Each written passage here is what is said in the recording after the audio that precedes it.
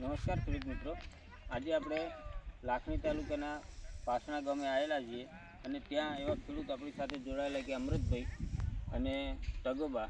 આજે અમૃતભાઈના ખેતરમાં સંતરના બટાકાનું જે હાર્વેસ્ટિંગ ચાલુ છે, નીકળવાના ચાલુ છે, અને જાણીએ અમૃતભાઈને મળીને કે કિસાન એગ્રીમોલ સાથે જોડાઈને એમને પ્લાન્ટો કૃષિતંત્રનું પ્લાન્ટો દાણેદાર ખાતર અને બીજી પ્રોડક્ટો ઉપયોગ કરી છે અને કેટલા વીઘામાં વાવેતર કરેલું છે અને કેવા બટાકા એમને નીકળે છે, જેમ મળીએ છીએ આપણે અમૃતભાઈને.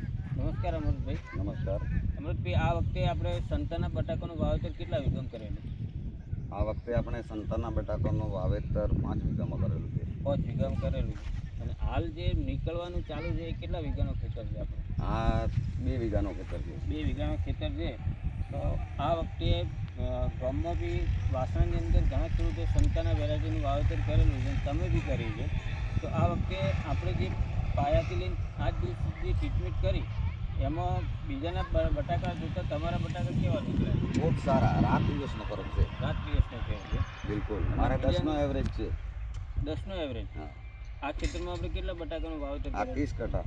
30 કટ્ટાનું. અને હાલ ભરેલા છે કેટલા કટ્ટા ભરીને? હાલ ભરાઈ 300 ઉપર ભરાઈ ગયા છે ને હજી બાકી છે કાઢવાની. 300 કટ્ટા ઉપર ભરાઈ ગયા છે અને બીજા હજી 4 પાળા બાકી છે નીકાળવાના. તો ખેડૂત મિત્રો, આ વખતે અમૃતભાઈ જે દર વર્ષે બટાકાનું ગઈ વખતે બી વાવેતર કર્યું હતું, એમને 10નો ગઈ વખતે બી એવરેજ મળેલો હતો, પણ આ વખતે વાતાવરણને બધું જોતાં એમને ખૂબ સારું સંતાના વેરાયટીમાં અમને ઉત્પાદન મળેલું છે. અને પ્લાન્ટો કૃષિતંત્રનું જે પ્લાન્ટો દાણેદાર ખાતર છે એ પાયામાં વાપરેલું છે અને બીજી બી પ્રોડક્ટ પ્લાન્ટોની આમાં ઉપયોગ કરેલી છે.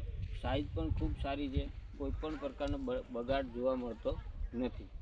તો પ્લાન્ટો વિશે તમે બીજા ખેડૂત મિત્રોને શું સલાહ આપવા? અમે સલાહ એવી આપીએ છીએ કે વાવો તો પ્લાન્ટોથી જ વાવેતર પાયાથી શરૂઆત કરો તો તમને ખૂબ બેનિફિટ અને ખૂબ ક્વોલિટી સારી નીકળે. બરાબર.